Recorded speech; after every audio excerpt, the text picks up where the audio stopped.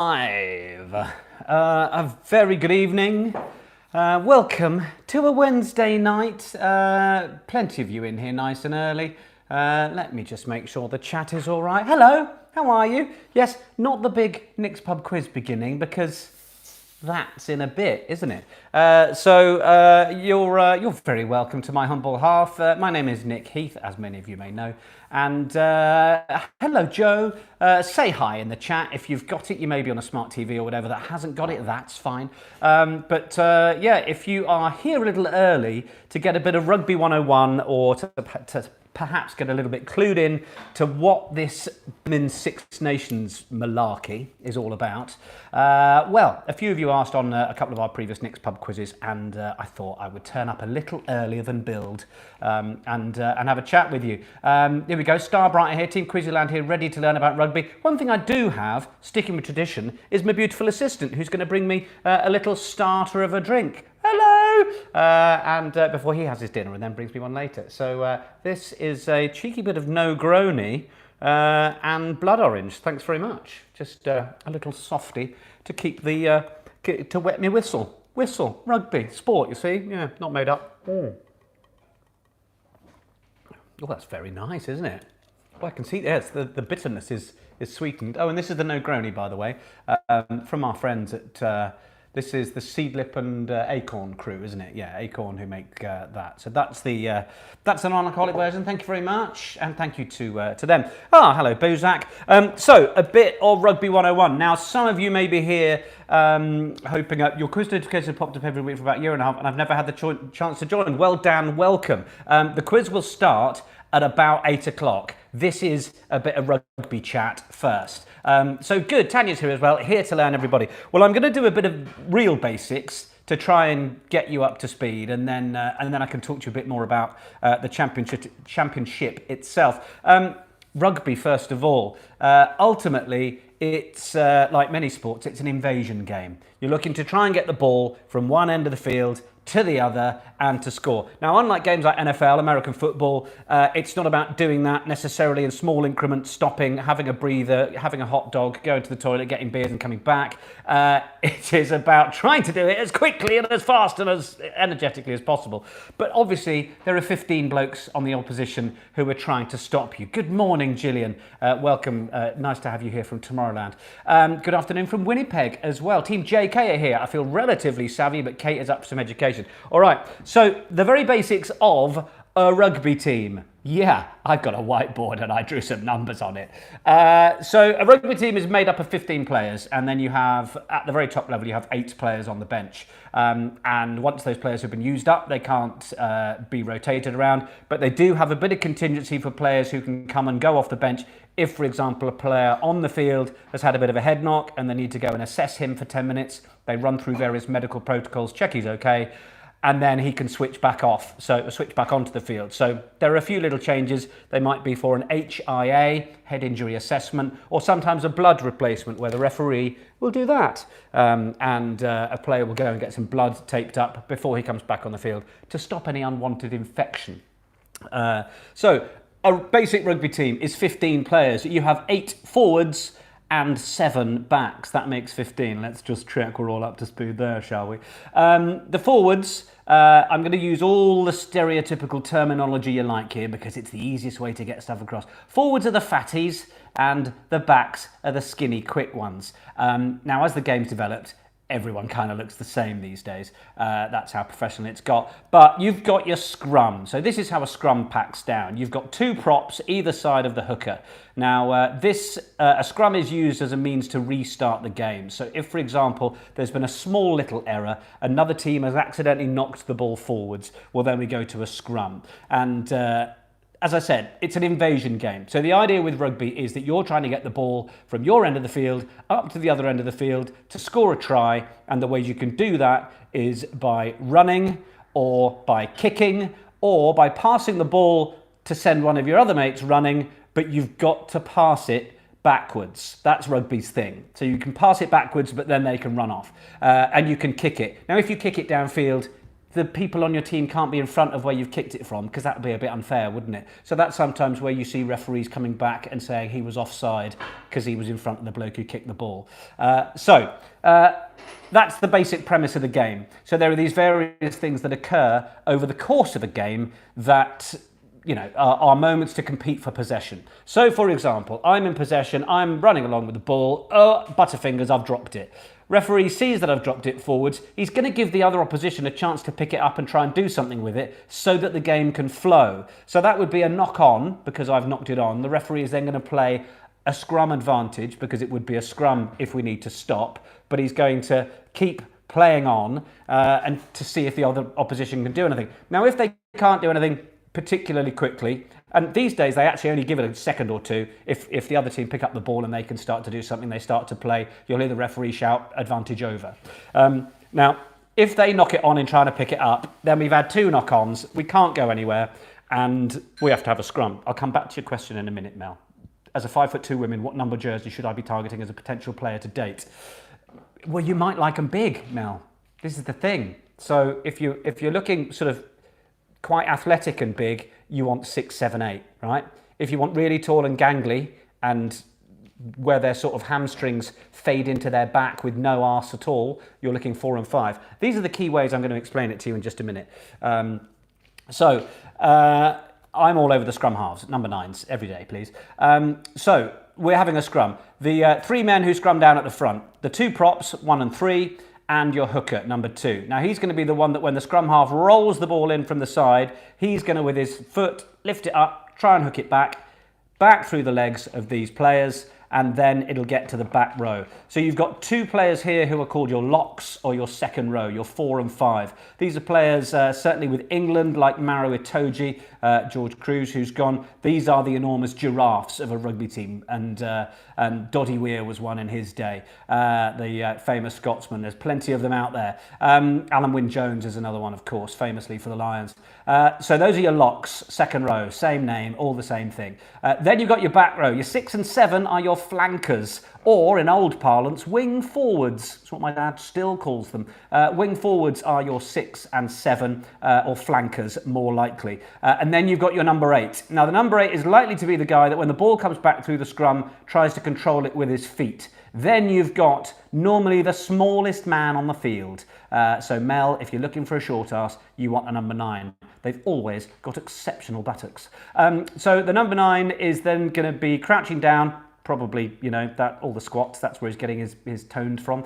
And he's going to play it away. Now, you've got your left winger here, your number 11. Then you've got your back line or your 3/4 line, as it doesn't tend to be called too much these days, but it is the 3/4 line, your backs line. And it goes through 10, 12, 13 to then the wingers. If this scrum was on this side of the field, near the right winger, well then it would go 10, 12, 13, and it would be either way. So it doesn't matter. It always goes 9, 10, 12, 13 in theory, right? Just get that basic idea. Because you have your 2 halfbacks, as they're called. The scrum half, who's the guy that gets the ball away from the scrum. It's easy the way they've named that, isn't it? Scrum half. Then you've got your fly half. Fly half's normally the pretty one, takes too long in the hair gel department. Your Johnny Wilkinson, Johnny Sexton, Owen Farrell. But in most amateur clubs, he's the one with the sporty car. Flash, idiot, probably works in estate agents. So that's your number 10, your fly half. Then you've got your 12 and 13. These are your 2 centres. Your 2 centres here. You've got an inside centre, because it's inside and nearer the play, and your outside centre, more likely to be running on the outside lines here. Now, your inside centre is often a crash ball merchant. What do I mean by that? Well, he's normally the slightly bigger guy, the guy who's not afraid to just get his head down. He's normally got a pretty good awareness of what's going on around here, because he often supports the 10 and takes some weight off him, but he's also prepared to be the battering ram. Think Jamie Roberts at Wales, he's particularly good at that. Or has been historically. Now, sometimes England bring in George Ford or other number 10s and slip Owen Farrell to 12, because at 12, Owen's a big boy, but he can also play the tactical kicking stuff and take a bit of pressure off this guy that's normally got the opposition 6 and 7, running at him to put him in hospital before he can do anything clever.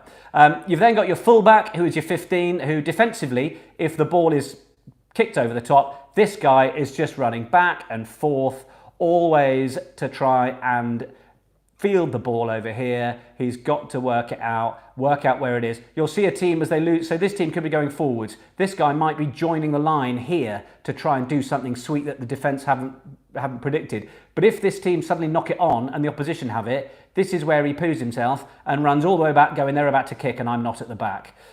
Just Google Danny Cipriani. You might swipe right for him, Tanya. Yes, indeed. Very talented young man, never quite given the time with England. But he liked the nightclubs too much in the early days and no one ever forgave him for it. So that's your basic rugby team. Now, as for the Six Nations, it was the Five Nations for many, many years. Then in 2000, sort of around a little bit after the game was turning professional, they turned it to the Six Nations.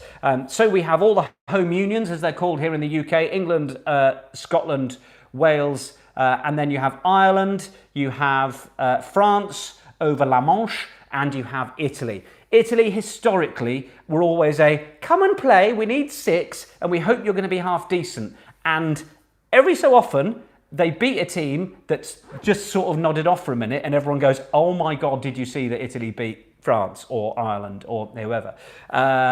They're still not quite there.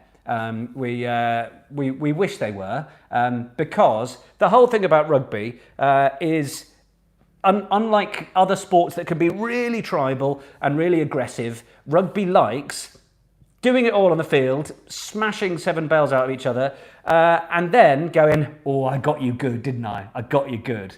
My round, is it? I'll get you a beer. Do you need help with your crutches? That's the kind of idea. It is so sportsmanly because it was generally, it's generally been played in quite middle-class schools, that kind of thing. So everyone's terribly, got one on you over there, didn't I? Anyway, how's the wife? Can I buy you another whiskey? And that's the sort of origins. The sport is finding more roots into other areas where it is not as traditionally middle-upper class as it used to be. And that's much better, frankly. Just having a bit more of this while I keep talking madly. So, it has been the Six Nations for 20 years. Malas, do you reckon it would be better with another European team instead of Italy? If so, who?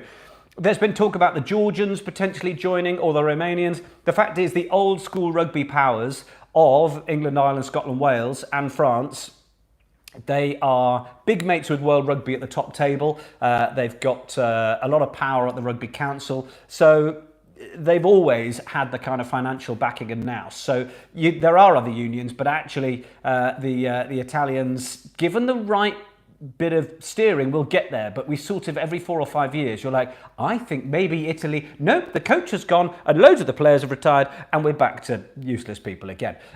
So I'm a big fan of the Italians because it's not like the players don't care. It's not like they're not trying hard. And when you watch Italy games, they're not smashed after 40 minutes. Occasionally, yes. But there are games where you realise that the more experienced teams are going, oh God, we're going to have to play here, because the Italians aren't going to roll over. So I'm a big fan of them. They've had some great players over the years. I'm a big fan of Matteo Minozzi, but he's actually going to take a bit of time out to continue playing with Wasps because he's played a lot internationally over the last year or two. I don't need to bore you with that. Guinness Six Nations, anyway. This is my little media guide from last year. Unfortunately, all the games are going to be played behind closed doors this year. Let me just see if there were questions in my school. They didn't play this before. They sent us on a cold, wet field. Yeah, that doesn't really help, does it? The whiteboard looks like a picture of a West Highland Terrier. Excellent. That's helpful. So I'll... Tanya's still a bit confused. Well, we'll get there. Maybe, somehow. So over the course of the Six Nations, every one of the Six Nations plays the other. It used to be that the tournament was played at 2-week intervals, and it went on for about 3.5 months, from the end of January through until almost the end of March.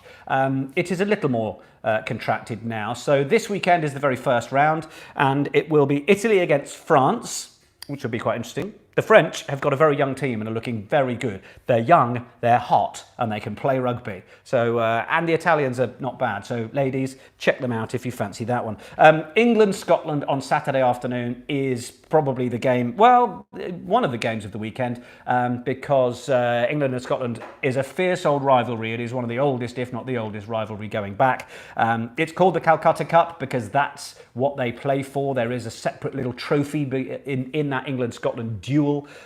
So the Calcutta Cup will be played for within the Six Nations this Saturday. Yeah, England will be favourites, but Scotland are doing pretty well under a former player, Gregor Townsend, who is in charge of the team there. And Wales against Ireland is on Sunday. I am certainly looking forward to opening a Guinness and sitting down in front of that.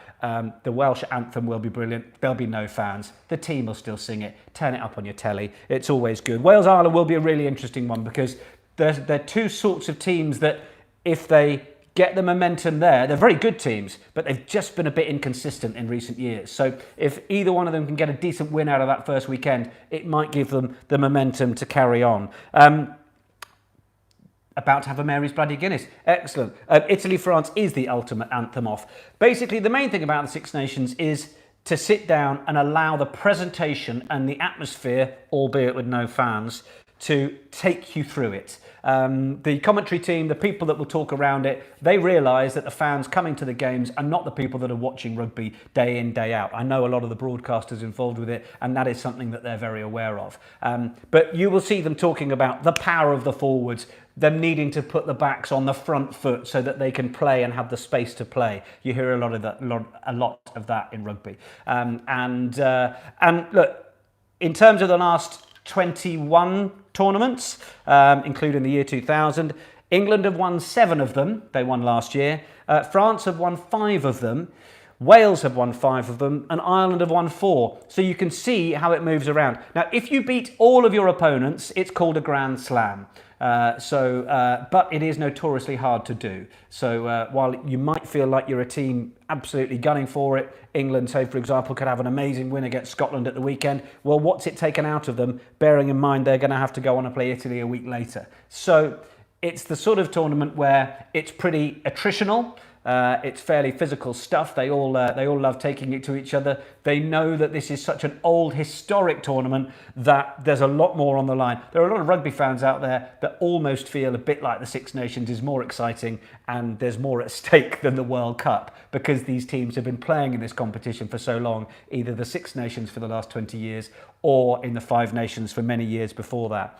One of the reasons I am a commentator is because growing up, it would get to a Saturday, Sunday of a Six Nations weekend.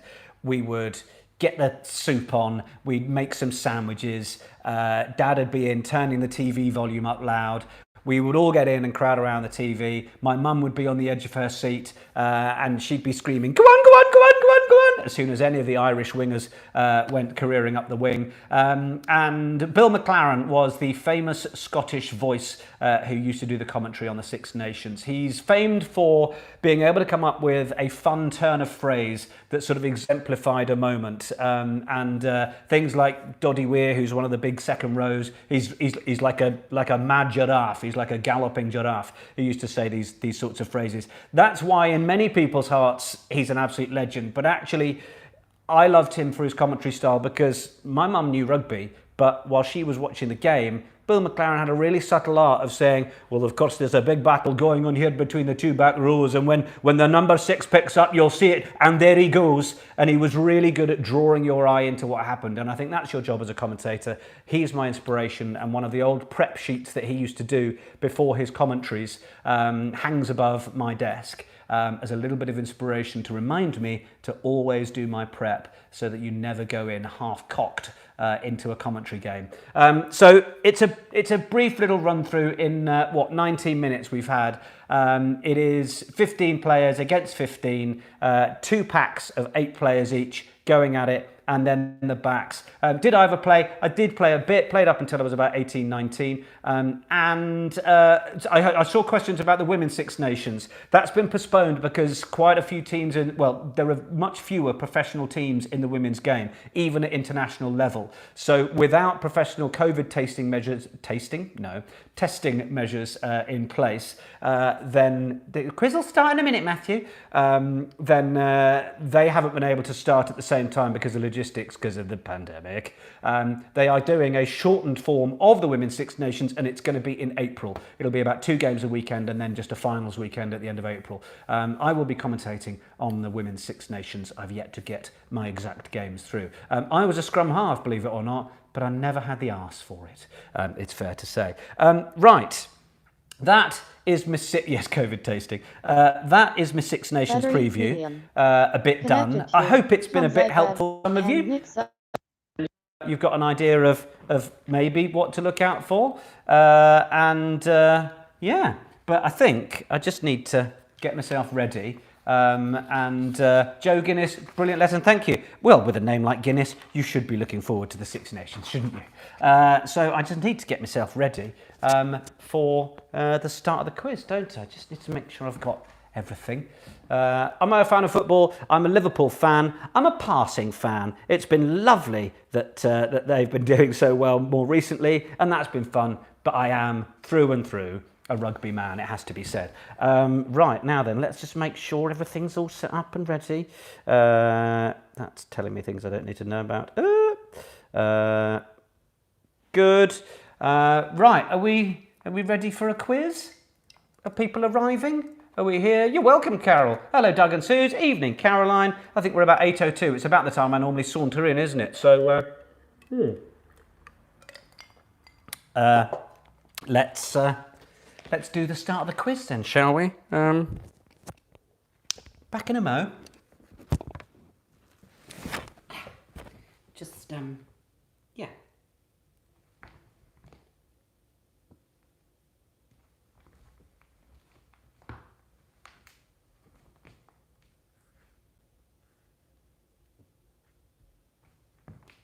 Hello. Battery medium. There we go.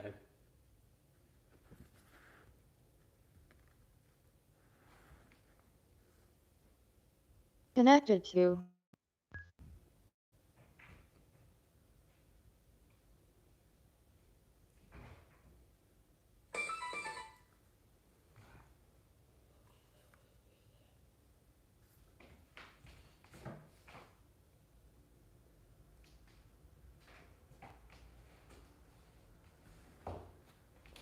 Connected to Nick's iPhone and Tom's iPad.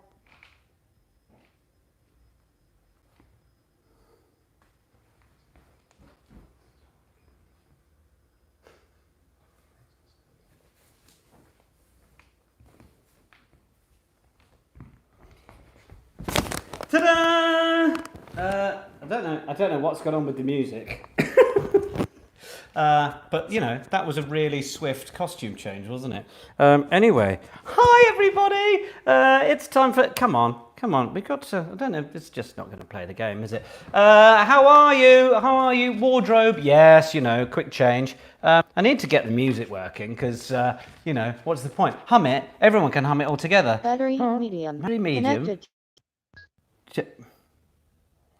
Don't know what else it's doing. Come on. Connected to Nick's iPhone.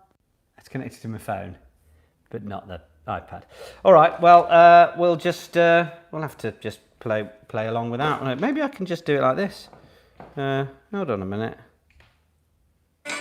There we go.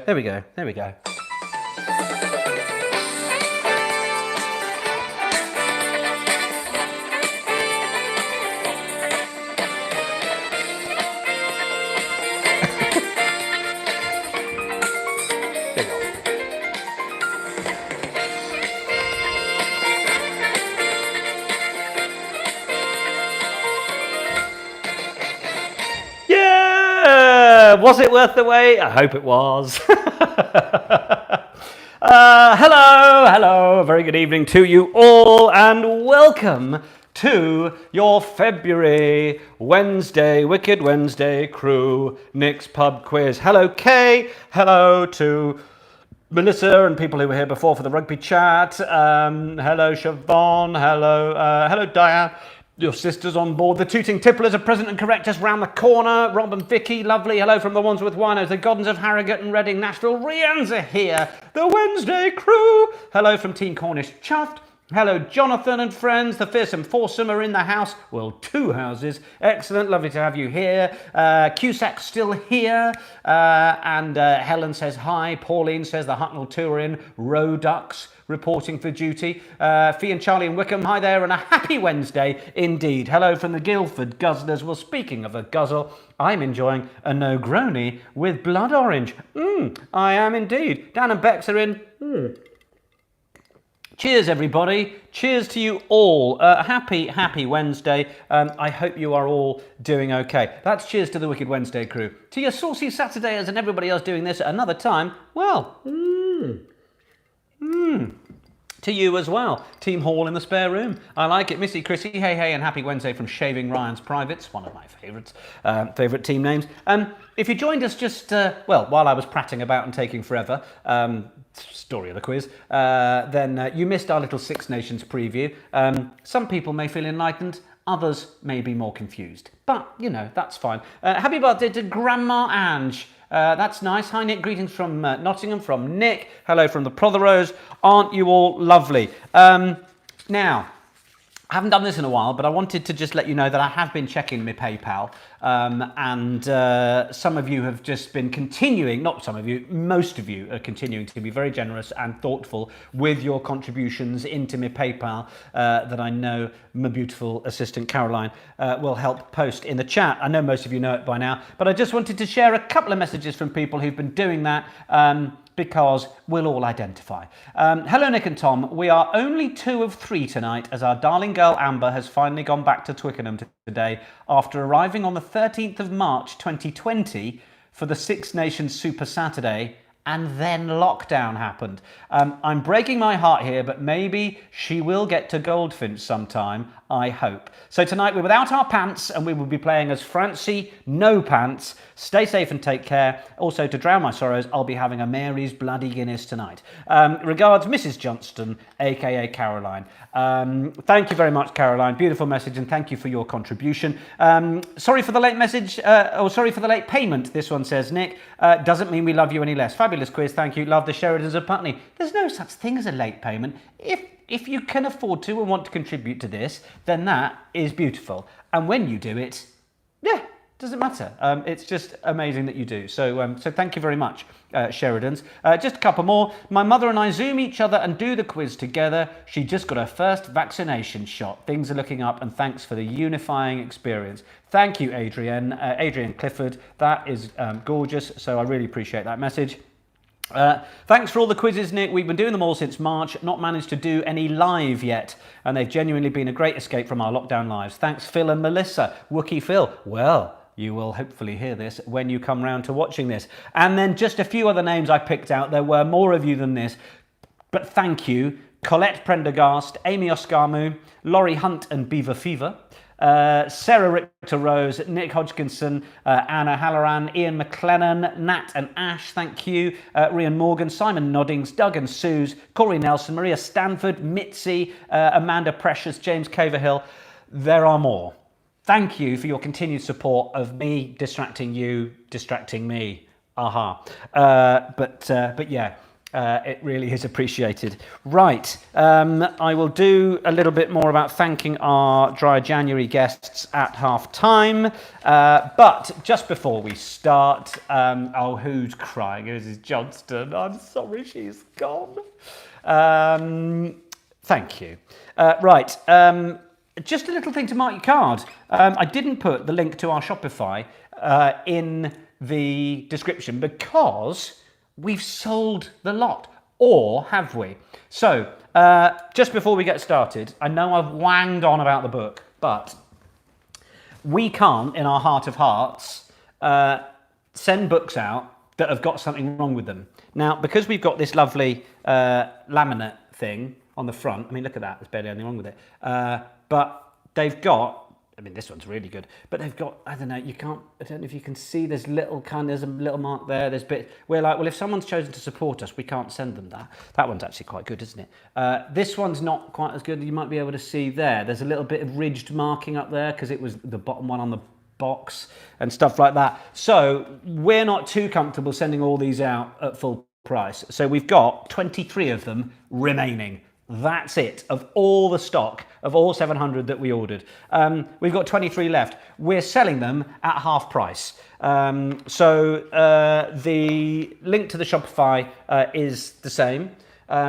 You pay for postage and packing, but you can pick up a copy for £9. You'll get one of these. Some of them are a little bit worse than others. Some of them have got little bits of sort of bubbling and stuff. And I don't know, I'm trying to find a particularly bad one, but I mean, they're not terrible, are they? That one's all sort of a bit ridgedy on the back. I mean, if you've got like a little down the end of the garden bar and you want one that you don't mind getting splashed, look, see, that's just got little, you can't sort of see it, but you can. Yeah, anyway. So we've got 23 of them. There are no bad ones. There we go.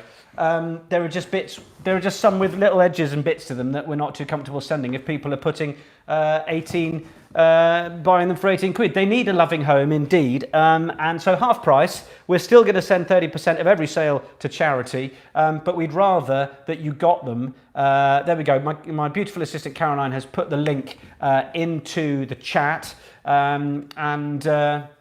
Yeah, we would much rather that you took the last few copies and that we sent them out. I will also sign all of the ones that we sell tonight. I'll say a little hello. So they are perfectly imperfect. Thank you, Edmund. Beautifully put. But, you know, if someone's paid for them or they're giving it as a gift to a friend, which we don't necessarily know, then we don't want them opening their bit and it saying, and then sort of feeling like it's not nice to give someone. So, there we go. We've sold one already. Thank you to whoever that was. We got 23. They will go down over the course of the evening if you buy them. It's live. So that's that. So Cocktails and Quiz Tales, the last 23 copies for £9 a book plus postage and packing. Get them while they're hot. Okay, good. 30% goes to charity as well. So we're still, once we've done those, we can tell you exactly how much we've all raised. Good. 21, 2 sold. Good. Update me in a bit. All right, so I think it's time to put your team names on the top of your bits of paper if you haven't already. And if you're new here, don't forget that you put the answers on pen and paper, and then we all mark them together at half time and full time. We don't put the answers in the chat. It's wrong answers only in the chat, but if you're not sure and you just need to be reminded where you don't put the answers, well, we know a song about that. Don't put your answers in the chat or you're a bit of a twat. It's Nick's Pub Quiz. Yes, that's right. And my thanks to Nick Barker, who I think may be with us quizzing this evening, who wrote that fabulous jingle. All right, so it's just before we start, time for the Nick's Pub Quiz selfie. So wherever you are, get around your smart TV, your phones, your laptops, whatever it may be, and with my Negroni and blood orange drinks to start off with, ahead of the terribly exciting Mary's Bloody Guinness at half time, then it's time to take a little picture. You take a picture, gathered around your thing. I'm in the picture with you. You put it on your social medias, Instagram, Twitter, that sort of thing, and hashtag Nick's Pub Quiz. My goodness, we've sold 12 of our 23 books. This is amazing. Thank you. Okay, so you better get them quick then if you want one, because they're going. Right, selfie time in 3, 2, 1.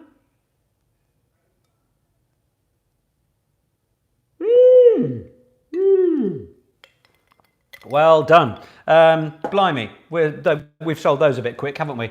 There we are. Paul's got one. Paul's had one. I'll sign them all and say hello. If there's a comments box or any special bits, which I think there is on Shopify, write in what you want me to say, or if there's anyone else you want it given to. But remember, they might just have a bit of marking and stuff on them, but you're getting them half price. Okay, eyes down for a full house. I think it's time to play Nick's Pub Quiz.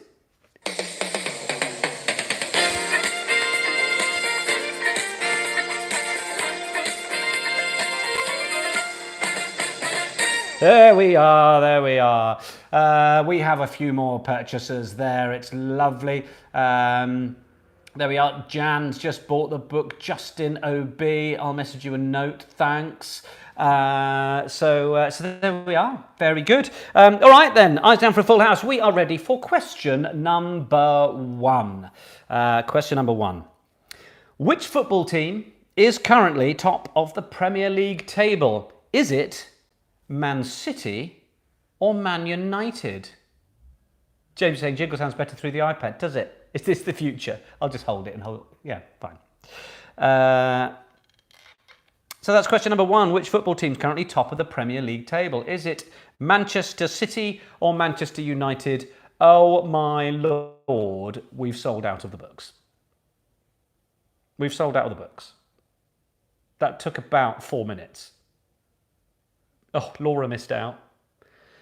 This is unbelievable. You lot are incredible. Well, that's bonkers. That's ridiculous. That's another £75 for charity in the process, isn't it? Is my maths right? Well, not far off that, is it? 23 times 3. Yeah. Amazing. 66 pounds. Thank you so much. That's unbelievable. Absolutely ridiculous. Hello, Jodie. Lovely to have you back. Mel says, we wanted a damaged one like us. Very good. Well done, Chrissy. Well done to all of you who got them. Clearly, you can now resell them to people that missed out for £18. Shh, don't do that. But yeah, well, who knew? We should have kept a couple back and auctioned them, shouldn't we? Charity. Anyway, well done. Well done. Thank you so much. It's so awesome to now know that this box is actually going to go to people and we're not slinging them on the fire. We don't have a fire. But yeah, that is magic. Thank you. Right, quiz. Question number 2. Researchers at the Swedish Museum of Natural History may have recently discovered Earth's oldest rock. It's been dated at around 4 billion years old, but where was it found? You've got some options here. Was it the Sahara Desert? Was it the moon? Was it the Amazon rainforest? So that's question 2. Researchers at the Swedish Museum of Natural History may have recently discovered Earth's oldest rock. It wasn't by Black Sabbath or some joke. It's been dated at around 4 billion years old, but where was it found? The Sahara Desert, the moon, or the Amazon rainforest? Good luck, Caroline, someone said, with the length of that question. Hopefully no one needs that one repeating. Unbelievable that we've sold those. Happy 9th birthday to Heidi for Sunday. Absolutely. There we are, Mick Jagger. Yeah, nice. So that's question 2. Where was the potentially oldest rock found? Sahara Desert, moon, Amazon rainforest. Okay, question 3. We very sadly said goodbye to Captain Sir Tom Moore this week, who, of course, raised so much money for NHS charities. How much did he raise pre-gift aid to the nearest £1 million? It's still absolutely incredible that he did this.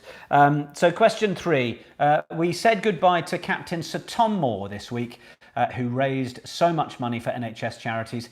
How much did he raise pre-gift aid to the nearest £1 million? Happy 40th to Robert for the 16th. Yes. Indeed an amazing man, Laura. I mean, I was saying the other day, like, in your last year of life, you're going to raise X pounds and get knighted. If anybody says they feel like their life's over at, 43 or something, you can just go, have a look at that. Amazing inspiration. So that was question 3. How much did Sir Tom Moore raise for charity to the nearest million pre-gift aid?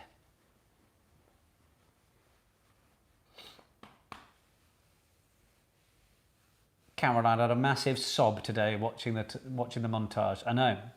Amazing, isn't it? Okay, question 4. The UK government backed using oral contraceptives to control populations of grey squirrels? I'm not making this up. But inside which foodstuff would the birth control drugs be hidden? I'm going to ask the question again before the answers. So the UK government backed using oral contraceptive to control the population of grey squirrels, seen as a bit of a menace. But inside which foodstuff would the birth control drugs be hidden? A, acorns, B, bird food, or C, hazelnut spread? So what are they hiding the birth control drugs in for the squirrels? A, acorns, B, bird food, C, hazelnut spread.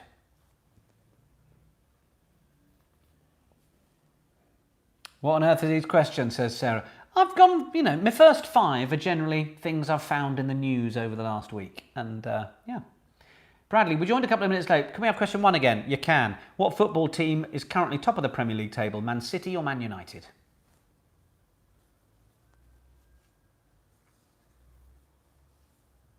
If we're doing birthdays, can you say happy 80th to my dad, Billy, on the 20th, who's joined every quiz? Billy, many happy returns to you. Of course. All right, so that was the foodstuffs for the squirrels. Acorns, bird food, or hazelnut spread. Joe, they bloody love a bit of Bovril, I've heard. All right, question 5. A film by David Fincher leads the way with Golden Globe nominations, announced today with 6. What's the film called? So that is question 5. A film by David Fincher leads the way with Golden Globe nominations, announced today with 6. What's it called? Ooh.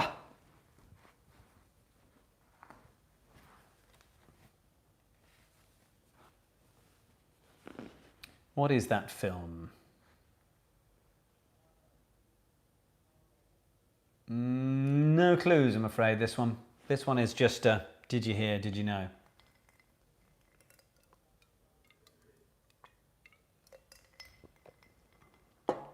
Okay, I'll give you one clue.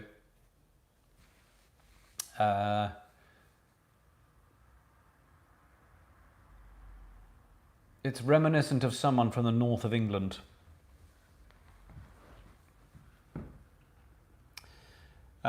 We've never scored 0 in your quiz tonight, but tonight could be the night, says Beard of Frank Sinatra. It's a few little trickier ones to start with.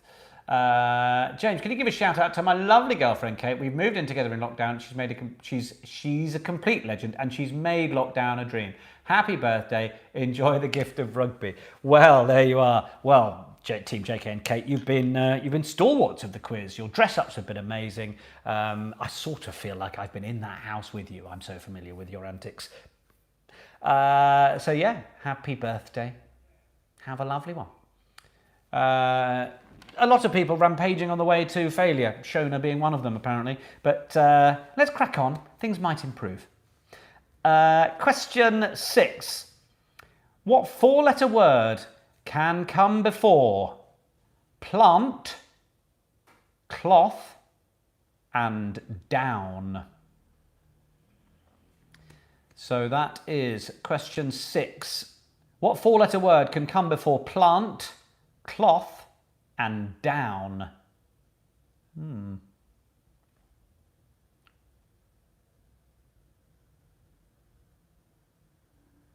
Give you a few seconds for that one.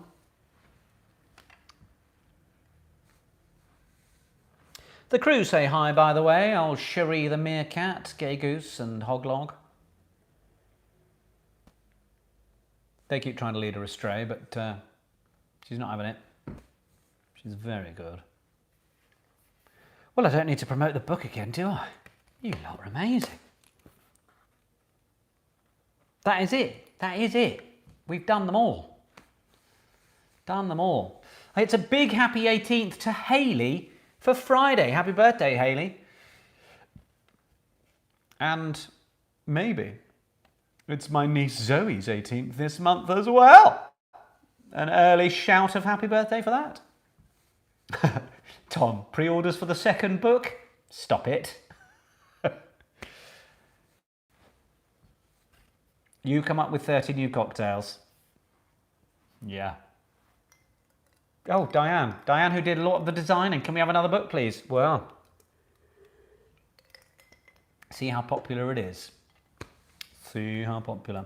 All right, that was question 6. A 4-letter word that can come before plant, cloth, and down. Question 7.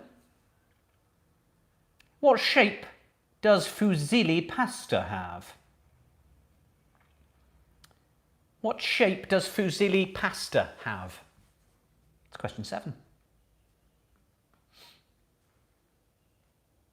What shape does fusilli pasta have? Question 7.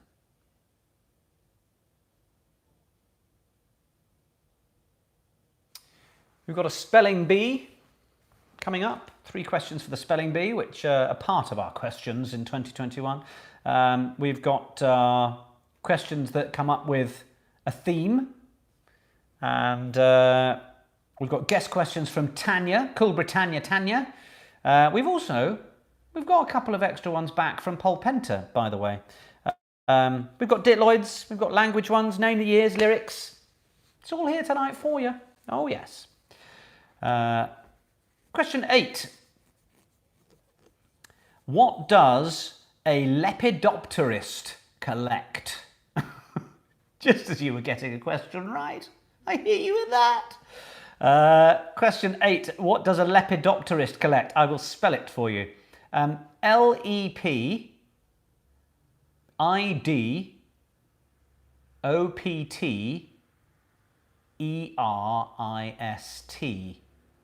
Sorry, Caroline. Layla says, can you say happy 50th birthday to Rob? Lockdown half century. Happy birthday, Rob! I bet you imagined you'd be somewhere more fun than lockdown for your 50th, but have a good one, won't you? So, a lepidopterist. Lepid, lepid, opterist, opterist. Lepidopterist. Can we have a half-time? Well, what could we do? I mean, I'm going to be watching the Wales-Ireland game on Sunday. I can watch it in the background with all of you lot here, if you like. I can't show you the game, though, because that would be illegal. Yeah, maybe they do collect leopards. It's a good shout for question 8. Question 9.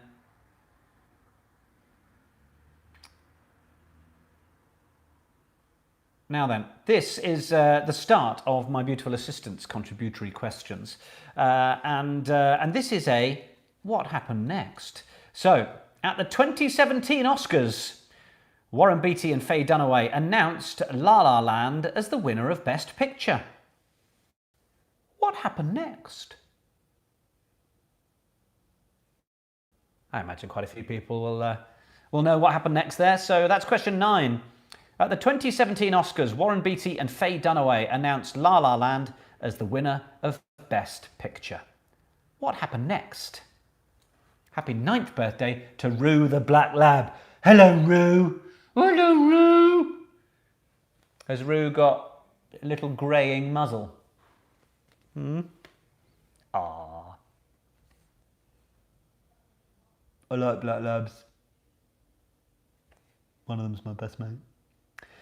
So that's the what happened next question for question number 9. Alfie needs a shout out. Didn't he go bananas last time, Diane, when we shouted at Alfie! Alfie! Alfie! He's a good boy. All right, it's spelling bee time. Spelling bee time. I'm going to give you 3 words over questions 10, 11 and 12, and you will spell them as best you can. Yes, she does have a very cute growing face. Oh, I'm very happy about that. So, obviously, Caroline can't assist you by writing these in the chat. You clever wags. Reaction this time. Good. So, your 3 words then. I would like you to spell, for question number 10, the word synonymous. Synonymous. For question 10. For question 11, some of you may have heard this word a little in recent weeks and months. 11. unprecedented. 11 will be unprecedented. And 12, surreptitious. So, your 3 spelling bee words for our February Wednesday quiz. 10, synonymous. 11, unprecedented. 12, surreptitious. Red Coco says we've got a grand score of 1 so far, setting a new record. I mean, you're all in it together. I think last time we had some amazingly high scores. Some people got their best evers. So maybe this is just going to be one of those weeks. Tatters, can you do a shout out to my sister's dog, Honey, please? Never usually have a dog when we're quizzing. What flavour is it, please, Tatters?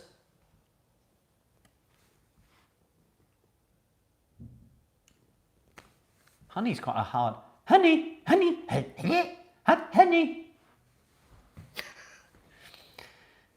Right, 10, 11, 12. Synonymous, unprecedented and surreptitious. Hope you've got on with those.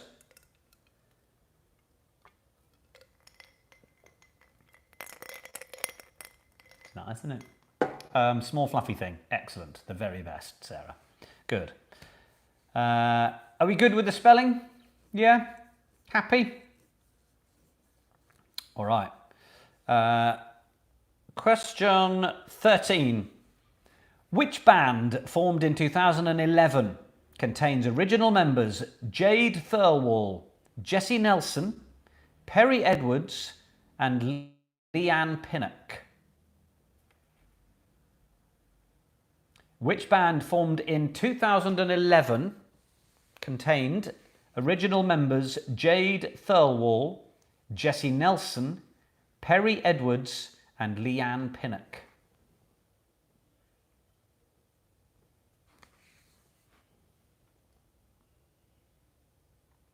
Well done, people who are acing the spelling.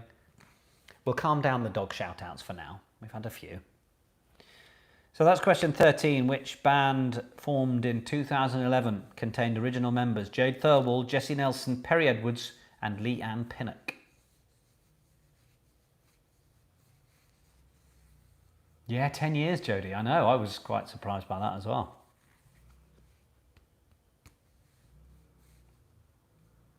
Most of them are still going.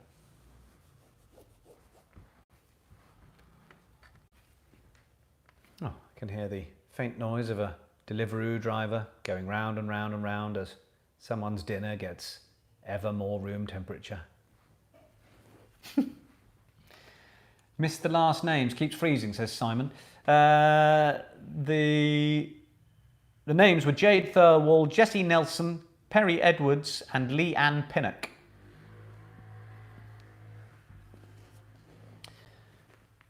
Question 14.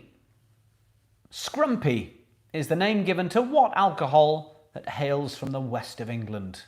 Question 14. Scrumpy is the name given to what alcohol that hails from the west of England?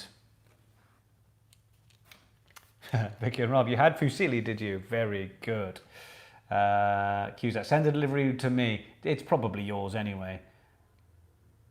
Could you repeat the spelling words, please, Jane? I can. 10, synonymous. 11, unprecedented. 12, surreptitious.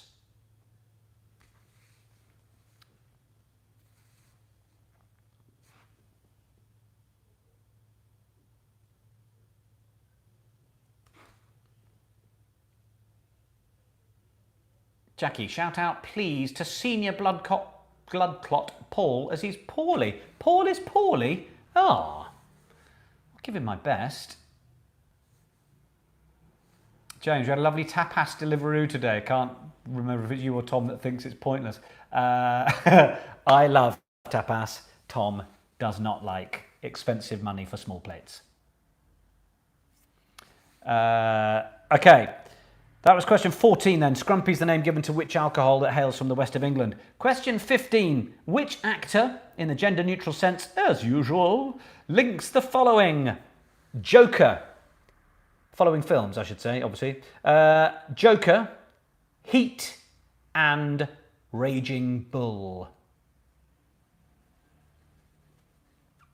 Joker, Heat and Raging Bull. It was pricey, to be honest. Yes. There we go. Tom has confirmed. I love the food, but poor value for money. Sometimes I like the food so much, the value is irrelevant. I'm such a lush. Jackie, best has been passed on. He was a 4, not a 9, but he has the buttocks. I love the idea that anyone from the rugby chat has no idea what that's on about. He was a 4, not a 9, but he has the buttocks. I was talking about the fact that people who play rugby in the forwards, second rows, who are normally number 4 or number 5, tend to go from hamstrings straight to lower back without any buttocks. But apparently Jackie's husband was a number 4 and has got buttocks. So that's good to know, isn't it? All right, that was question 15. The actor who links the following films: Joker, Heat and Raging Bull. Hopefully one of the slightly easier ones of the actors that we have tried. Jan says, shout out to my kitty Nikita. She's just got out of the vet ICU. Ah, well, I hope she's doing all right. Okay, now we have 5 questions that shouldn't be too testing for you, and the answers will all link to one overall theme. I think you'll all get it without too much bother. So let us get to question 16. Which dark, dry Irish stout originates from a brewery at St James's Gate in Dublin from 1759? So that is question 16. Which dark, dry Irish stout originates from a brewery at St James's Gate in Dublin from 1759? Bex, oh dear God, I go from calf to back. Yeah, you do, yeah.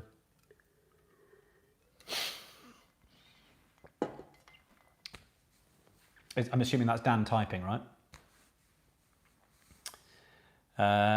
So that was question 16. The Irish Stout. Come on, yeah, fine, good. Might have some if you're doing the, yeah, good. Question 17. What is the 124th day of the year in 2021? Yes, it is an interrupt. Of course it is. Yes, very good. But the previous one. Question 17. What is the 124th day of the year in a non-leap year? So in 2021. What's the 124th day of the year?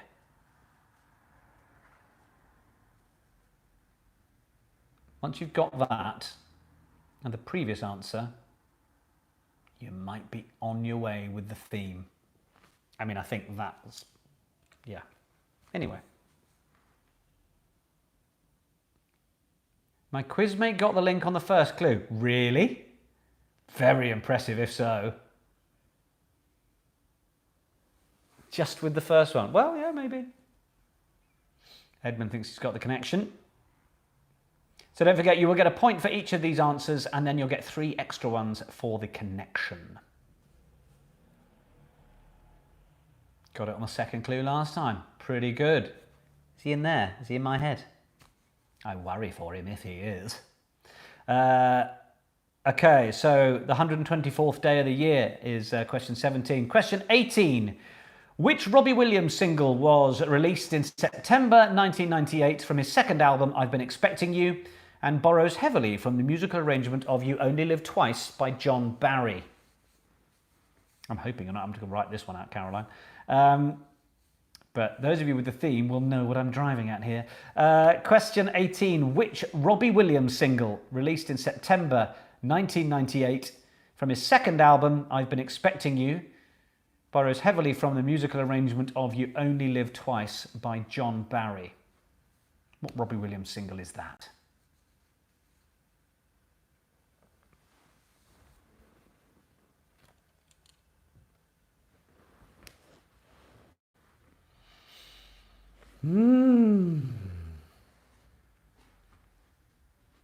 Good?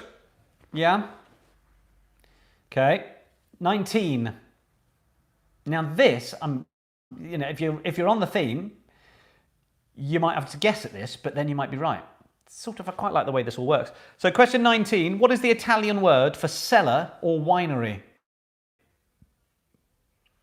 Question 19, what is the Italian word for cellar or winery? Siobhan, Daniel got it on clue 1. Did he really? Wow. That's his uncle's education there, and not me. So question 19, what's the Italian word for cellar or winery?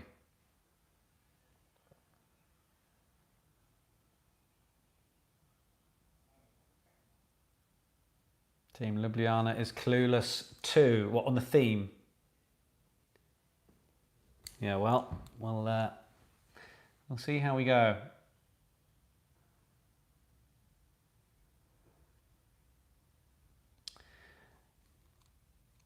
Question 20, I'll repeat these ones for you as well very quickly in a moment. Question 20, which actor is married to former Ally McBeal star Callister Flockhart? Question 20, which actor is married to former Ally McBeal star Callister Flockhart? Now, I will just go through those one more time. 16, the dark dry Irish stout originating from a brewery at St James's Gate in Dublin. 17, what is the 124th day of the year in a non-leap year? 18, the Robbie Williams single from September 1998 that borrows an arrangement from You Only Live Twice by John Barry. 19, the Italian word for cellar or winery. And if you know the theme, then get on the theme and try and see what else you can pick out of the theme. That might be the answer to that. And question 20, which actor is married to former Ally McBeal star Callister Flockhart? I think those are the questions for your first half of Nick's Pub Quiz.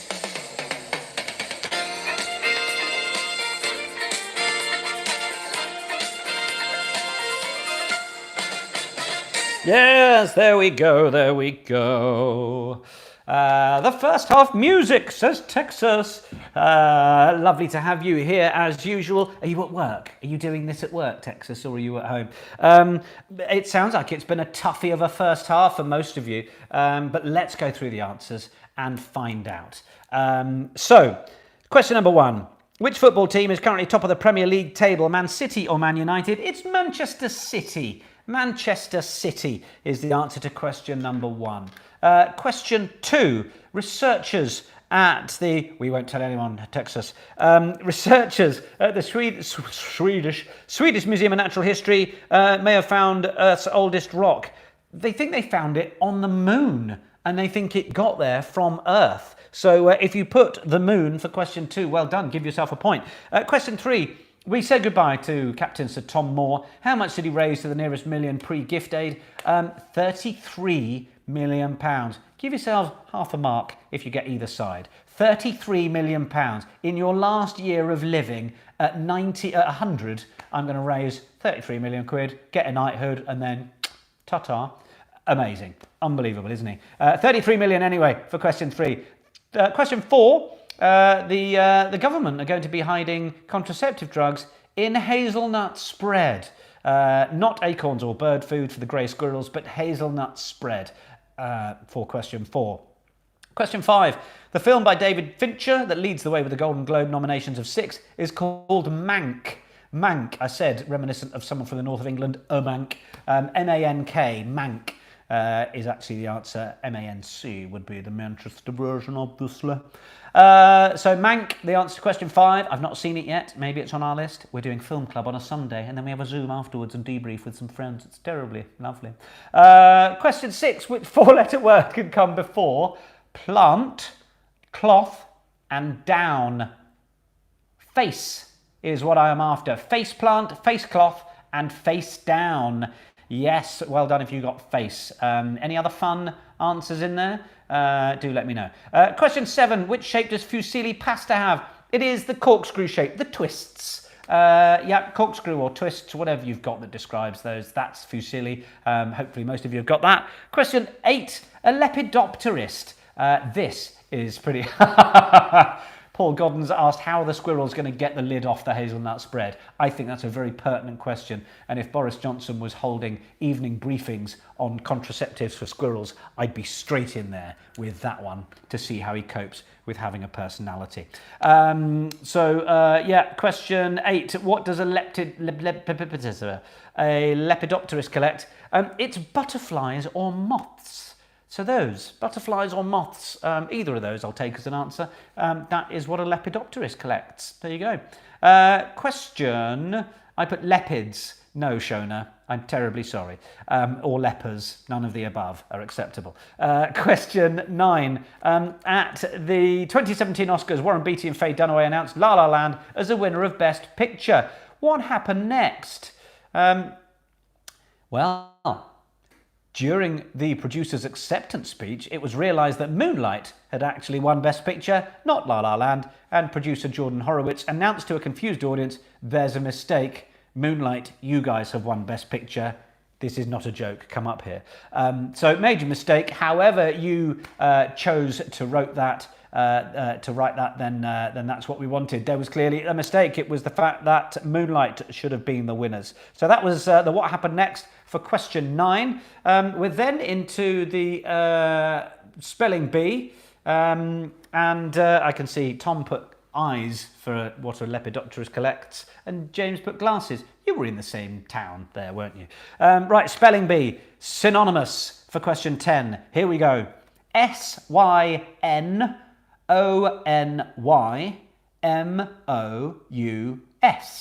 One more time. Synonymous. SYNONYMOUS.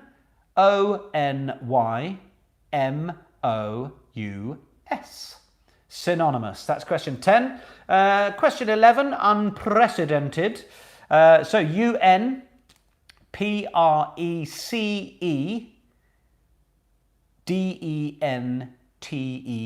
Synonymous is on screen, thanks to me, my beautiful assistant Caroline. And unprecedented is on screen. UNPRECEDENTED.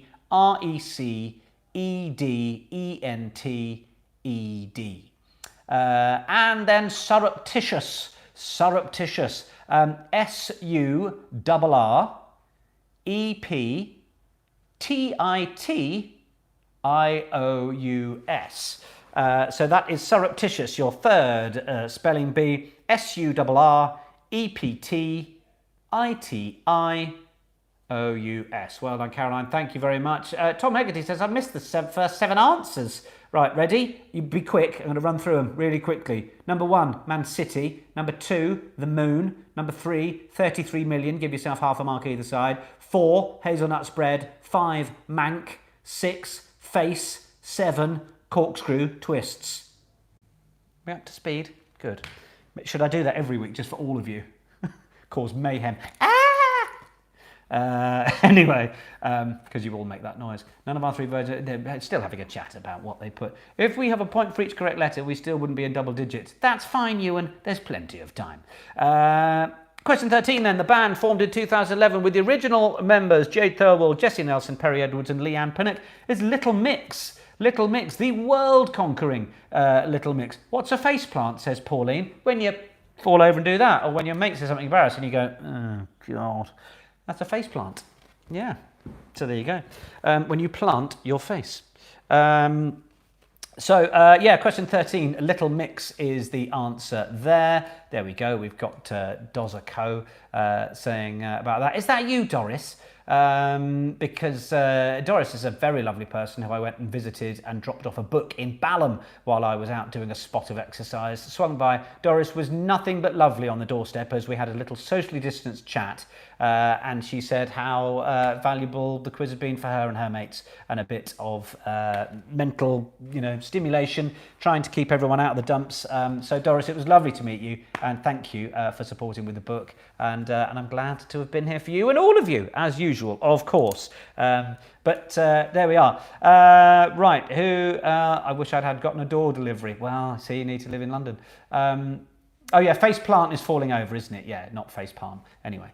So question 18. Scrumpy is cider. Scrumpy is a cider. Question 14. So well done everybody who put that. Question 15. The actor in the gender neutral sense is Robert De Niro. Bobby De Niro, of course. Bobby De Niro, the answer to question 15. Question 16. Right, we are now into the themes. We are after the answer for the dry Irish stout, of course, which is Guinness. Guinness is the answer there. So someone went Guinness.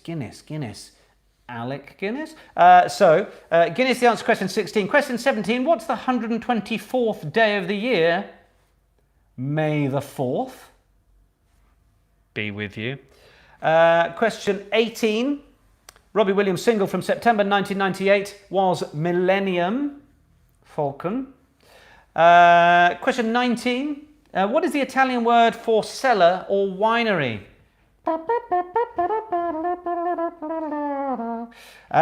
Cantina. Cantina. Did any of you get that by having a guess rather than knowing what it is? I'd love to know. And question 20. The actor who married Ally McBeal, star Callister Flockhart, Harrison Ford, of course. So with such clues of Guinness, Alec Guinness, May the Force be with you, May the 4th, and Millennium, and Cantina, and Harrison Ford, it is of course Star Wars. Star Wars was the theme. If you got the theme as well, give yourself the extra 3 points. Diane Delahunty is on 19 out of 20. I think it's probably out of 23, but that's amazing. Well done. Or is it 22? Whatever. Very good, Diane. Claire, 18 out of 23. E.L. James, 21 out of 23. A pretty poor 13 for Vicky and Rob. There we are. Cusack, 20. There are some very big scores here, considering a few of you were struggling. I thought we were going to be seeing a much lower across-the-board score. JR for Beauty and the Beast has got a very, very healthy 22 out of 23. JR, incidentally, has sung another lovely little tune. For those of you that were watching our little Christmas sing-along, JR's on. I can't remember the name of the song, JR. Something Rainbow, isn't it? You can tell me. 16 out of 20 for Caroline, 11.5 for Janice Calder and the Cumber Nordies. Team JK, 18 out of 23. Simon Weir, 20 out of 23. 16 out of 23 for Dan and Bex. Doris has surprised herself there. Very well done. Then who have we got? Rainbow Connection. Go and check out Jonathan Rippon's YouTube after all this. Enjoy watching. He's had over 1,000 views for his lovely song. Lovely cover. So yeah, I did check a bit of that out earlier, Jonathan, but I didn't get back to you. Sorry about that. So who else have we got? 13 with CJ, who knew Cantina, with a little bit of Italiano there. And 18 from Maria Stanford. We're missing 2 teammates. Well, very impressive nonetheless. 16 for Team Cornish, chuffed. 18 for the Bendelocks. Mr. Bendon got the Cantina. Laura Avery's got 19. A smashing 22 for the Counter FC boys. And 20 for Village Idiots. Does he sing it with Kermit the Frog? No, he sings it on his own. That's right. Yes, it's the Muppets one, isn't it? We said Rugby too. Home Alone has got 21. Not bad for us. Why is it out at 23? Well, because you get the 3 extra points for the theme at the end, don't you? So it's 20 plus 3 for the theme. So it's out of 23. It's 3 points for the last one if you get the theme. It's an extra 3. It's extra special. That's why you get 3 points for it. So don't do yourselves down. So if some of you need to, resubmit your scores, come on. Don't miss out on those very handy points. So that's the first half. Well done, everybody, for your Nick's Pub quiz. Yes! All right! Why am I screaming? 20 for the Guildford Guzzlers. Going Dutch, 18 out of 23. Chrissy, thank you. We got 17. Right. What else have I got? A little bit of half-time business to do. Yes. Another couple of messages. We had winners of our Dry Jan competition. Thank you to everybody who entered there. I'm just missing, what have I got here? Michael and Susan, 17 out of 20 for the Diddery Dodderers. Not bad on my own. Dodder sadly passed away last week. Oh my goodness me. Well, that is really sad news, and we all send you our very, very best and our condolences. It's been wonderful having you guys on the quiz, and yeah, that's really sad news. So look, sending loads of Nick's Pub Quiz love to you. And look, I've seen the pictures of you guys taking part as well and everything. So, well, I'm even more touched that you've chosen to come and join us now. So, listen, sending you all the very best from all of us here.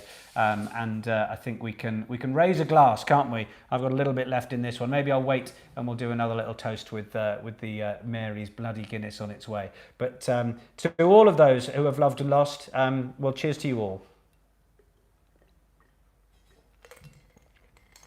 Okay, well, I will move on and just tell you about a few of the winners that we had for our Dry January quiz. So it was a congratulations to Lisa Downs, who won a bottle of Seedlip and Acorn, and my thanks to Daisy at Seedlip and Acorn for that.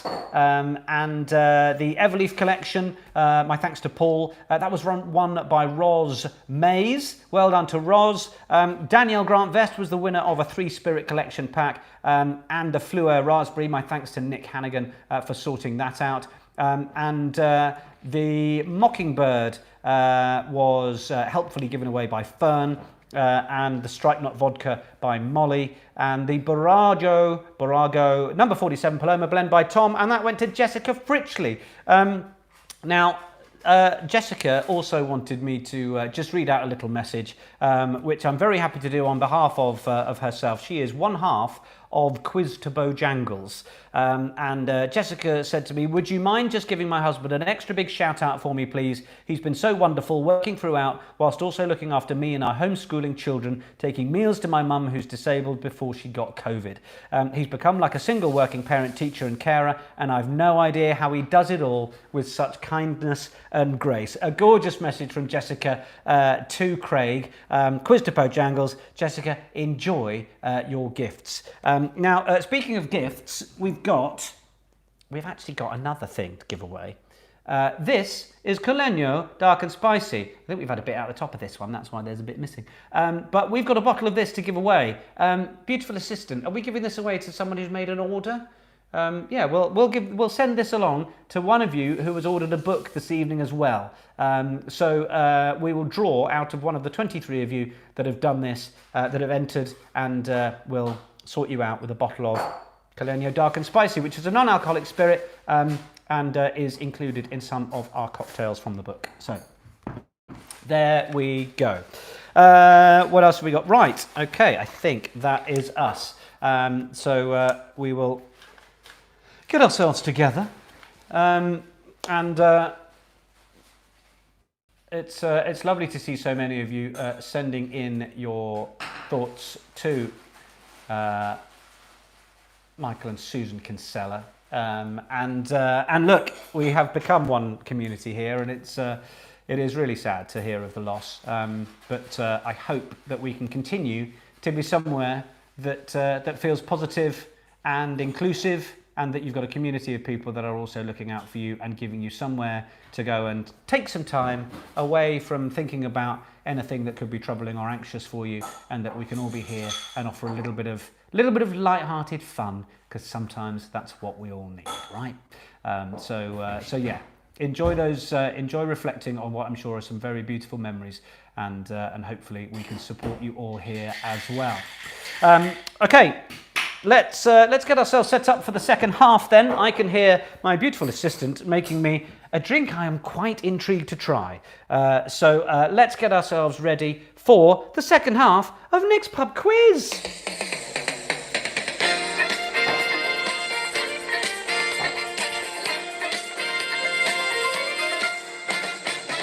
Yes, there we are, second half, ready to get underway. The second half music says Texas.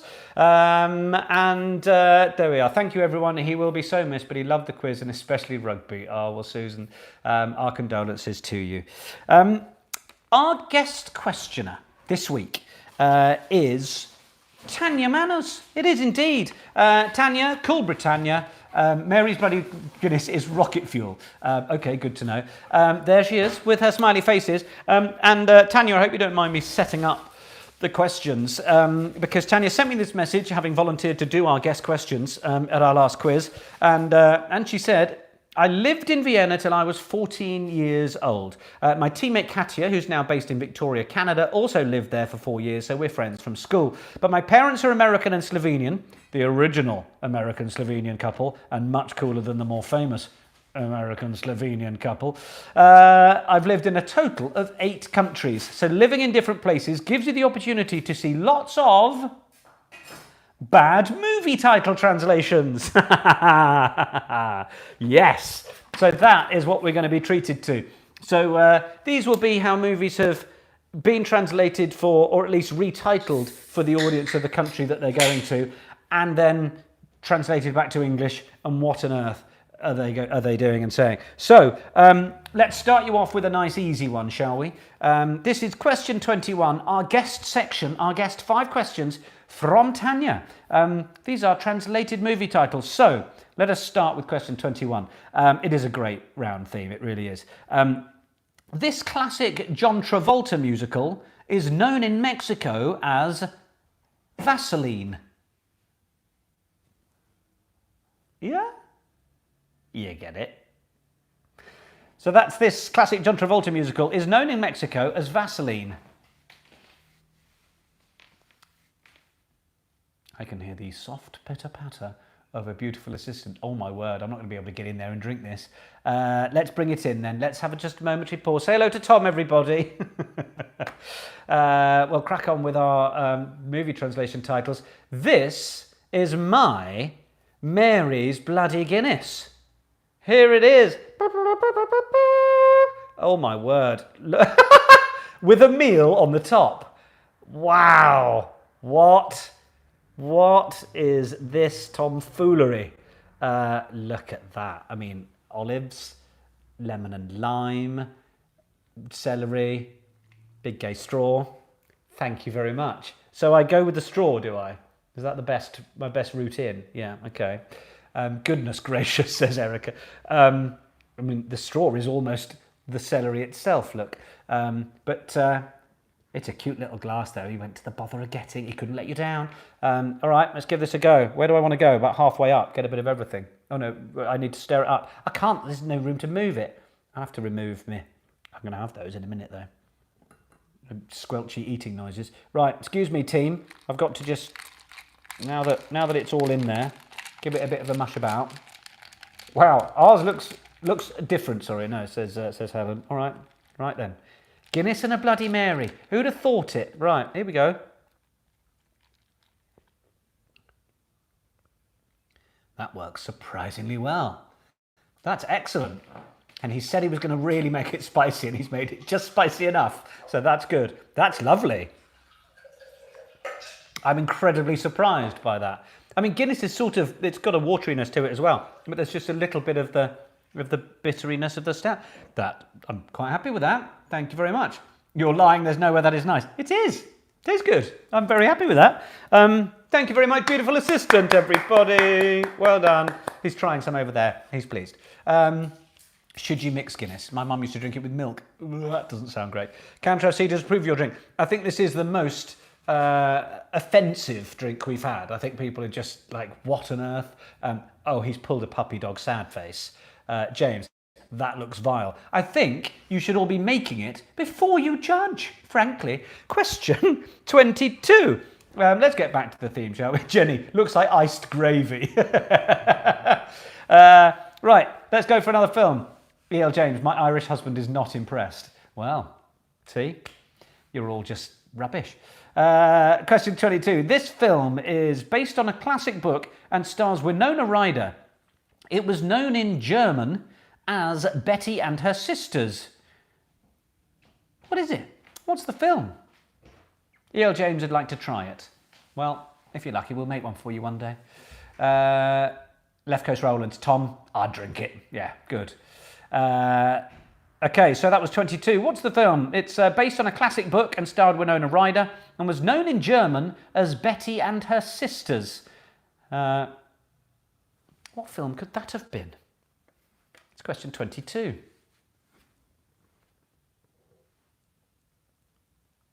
We'll have to take you for a top night out in Tooting, Erica.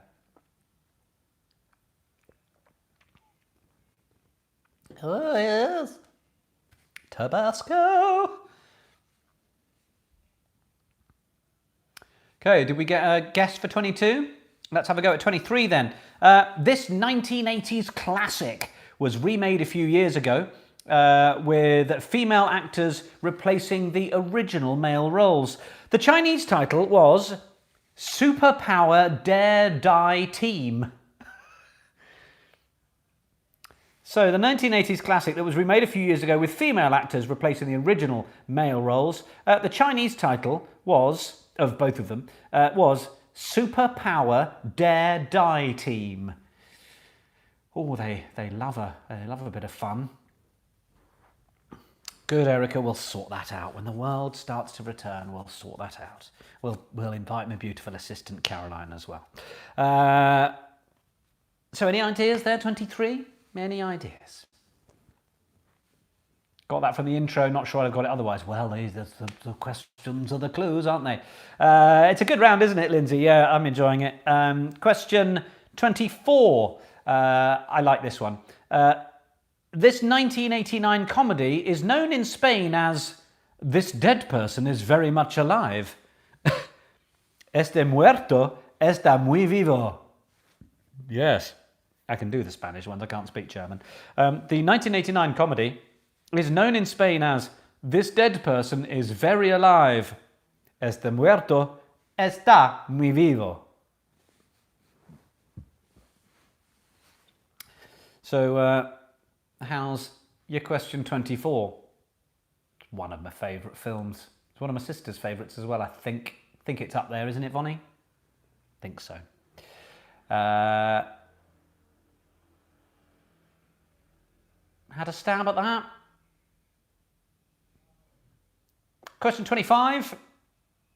In China.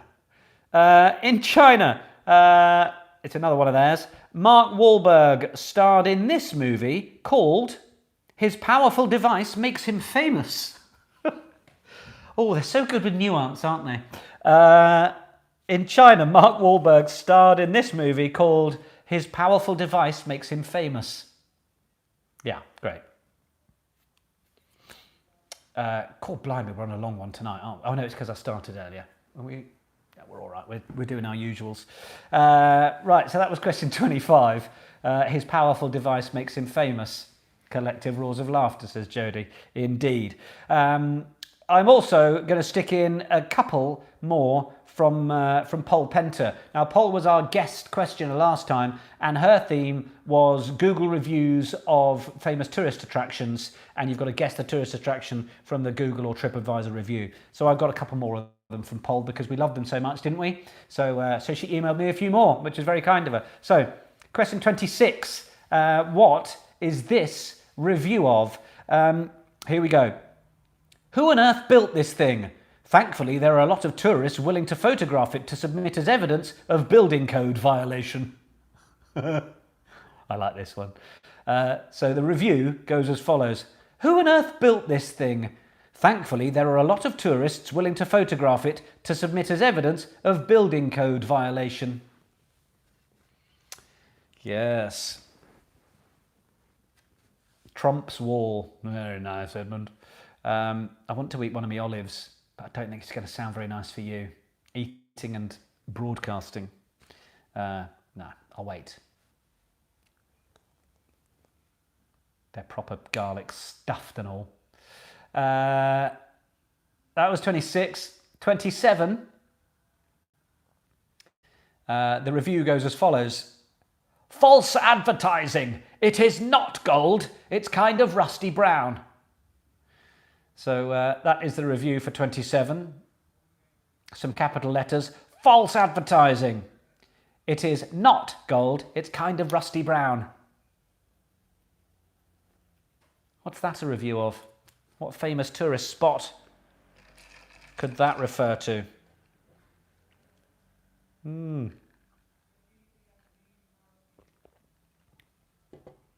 Oh, don't have a Bloody Mary enough. Oh, my back's giving me a bit jip. Oh, that's better. Uncross my legs. Simple. Question 28. The final one of our little revisit. What's this reviewing? If bricks are your thing, you'll like this. Otherwise, not so much. That's 28. If bricks are your thing, you'll like this. Otherwise, not so much. So that's question 28. And Caroline is putting those review quotes in the chat. So you've got 3 tourist attractions there, and before that 5 films.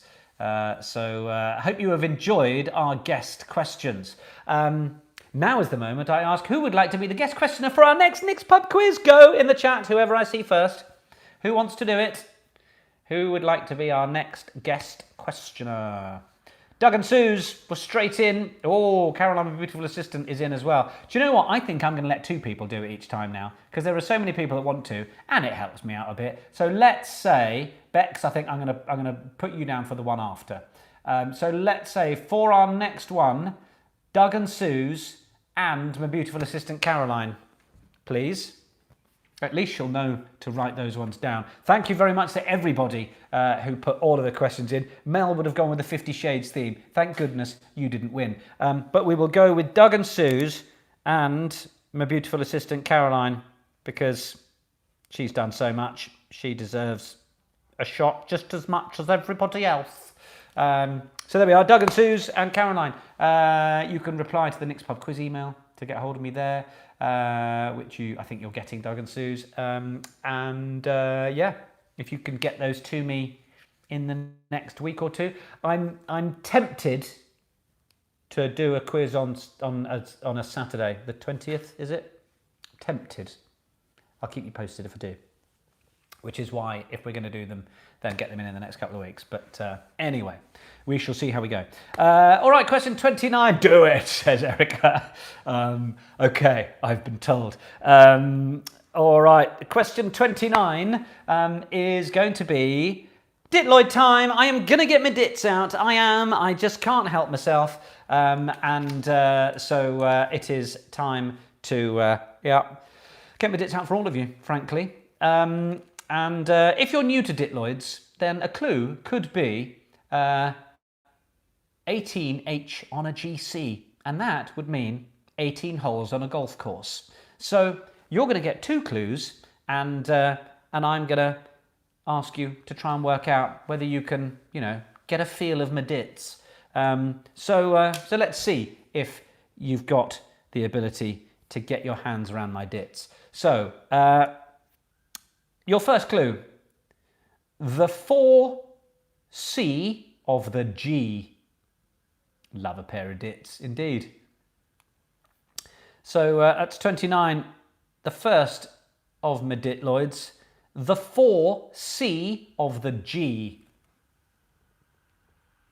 There's a lot of people wanting a 50 Shades round. Don't make me confess to Erica, I've not read them. Are they perky dits? Well, sometimes.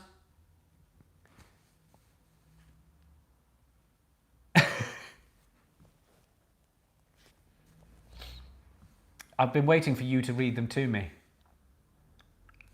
Rescue, way out, yeah?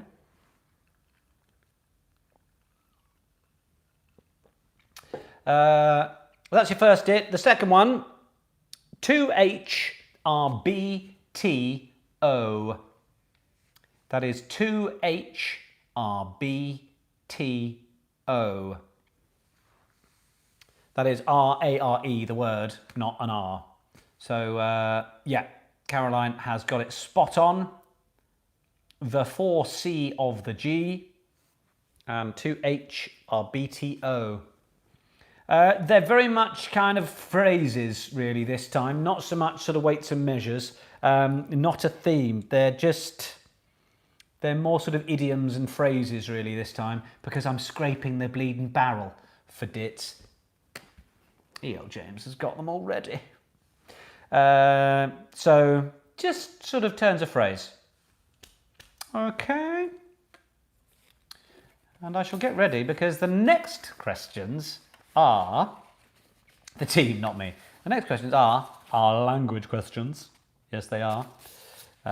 So work through your dits. Have a good look at my dits, and then we can move on. Good. Excellent.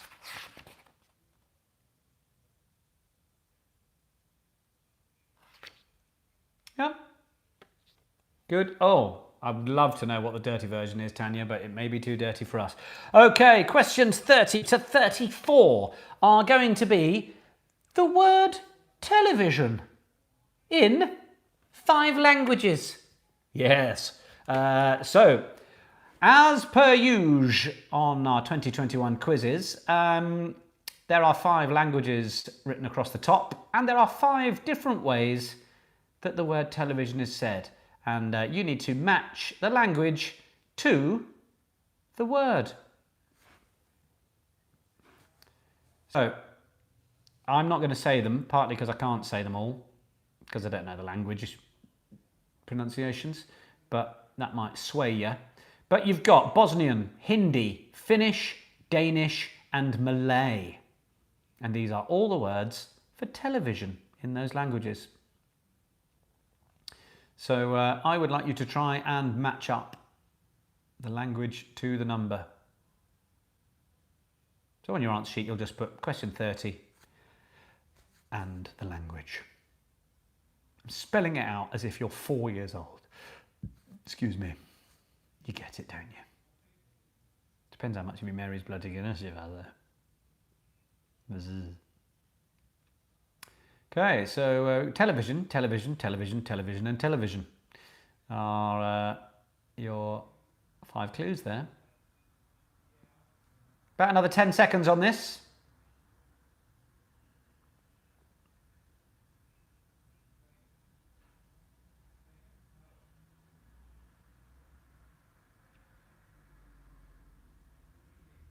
All right, are we good?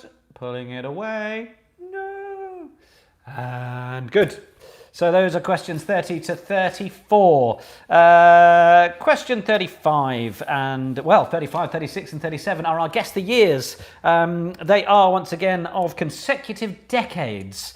So let's see how you get on with these. Question 35, naming the year. Our successive years start with Hey Jude by the Beatles. What year of release was Hey Jude by the Beatles? Hey Jude by the Beatles. What year was that released? That's question 35. Question 36 will be the year of release for Summer Nights from Greece. And question 37 will be Fast Car, Tracy Chapman's version. Fast Car, Tracy Chapman. So I'm looking for the years of release. Question 35 for Hey Jude, the Beatles. Question 36, Summer Nights in Greece. Question 37, Fast Car, Tracy Chapman.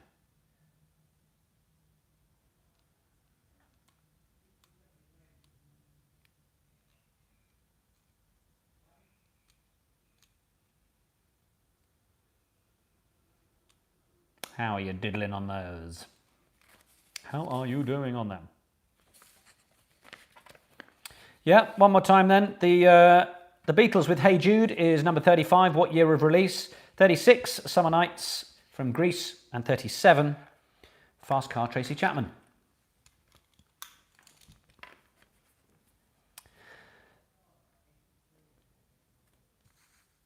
Thank you, Caroline. Expertly summarised.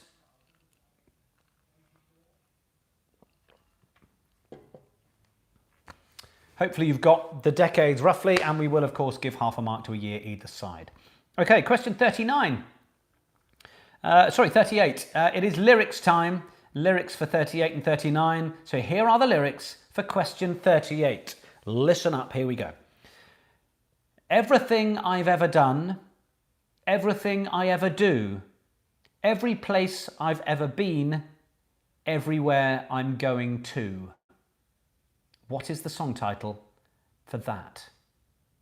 How's my 5 a day in terms of mid-drink? Very good, thanks. So the lyrics. For question 38. Everything I've ever done, everything I ever do, every place I've ever been, everywhere I'm going to. Those are the lyrics for question 38.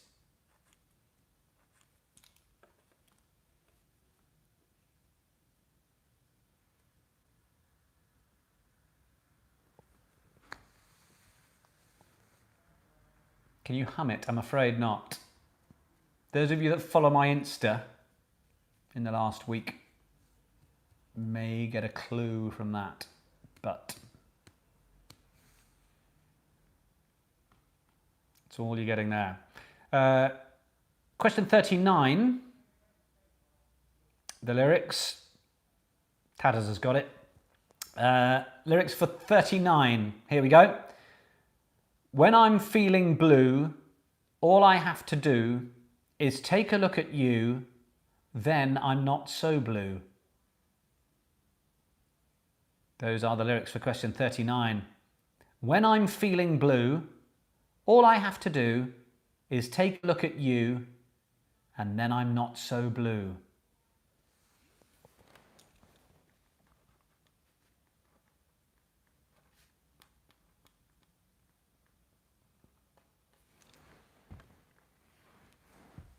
So I'd like the song title. If you happen to know the artist, then you give yourself a pat on the back when we come to market. But it is just the song title that I am after. It's not Blue by Blue, Tommy, but a lovely guess nonetheless.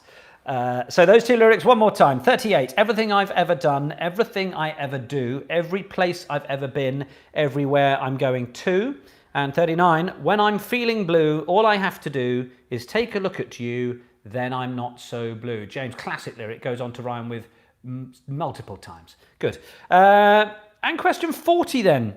Question 40. Who is Popeye's nemesis and arch rival for the love of olive oil? And there may be a little bit of discrepancy in name here, and I'm guessing that might be from maybe across the pond. I'm not quite sure, but either name will work. So who is Popeye's nemesis, question 40, and arch rival for the love of olive oil? Yes, that's question 40. Who is Popeye's nemesis and arch rival for the love of olive oil?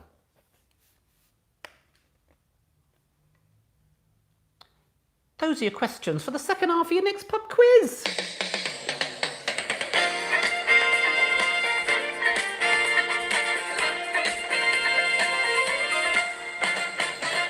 Yes, that's right. Second half done. How do you think you've done? We clearly saw some very high scores in the first half. Have you managed to stick with it for the second half? I did say that I would raise a glass to Michael Kinsella. I think we all should, whatever you've got, now that I've got some alcohol in my hand, because that's tradition. Susan, all our very best. Condolences to you, but here's to Michael, and we wish you well. Cheers, everybody. Right, the answers for the second half. We will start with Tanya's questions, of course. Well, these were based around these movie translations. We have question 21. This classic John Travolta musical is known in Mexico as Vaseline. Vaselina is, of course, Grease. Which got a mention later on. Grease is the answer to question 21. Well done. Question 22. Film based on the classic book and starring Winona Ryder, was known in German as Betty and Her Sisters. Betty und ihr Schwestern. Something. That's what's written down. Tanya said, this one annoyed me because when I was a kid, This one annoyed me when I was a kid because number one, Betty's not the main character of the film or novel. Number two, her name isn't even Betty in English. Little Women was the answer. Little Women. So that was the answer to question 22. Well done if you got that. And I love, Tanya, the description of just how much that's irked you. I can feel it. Question 23.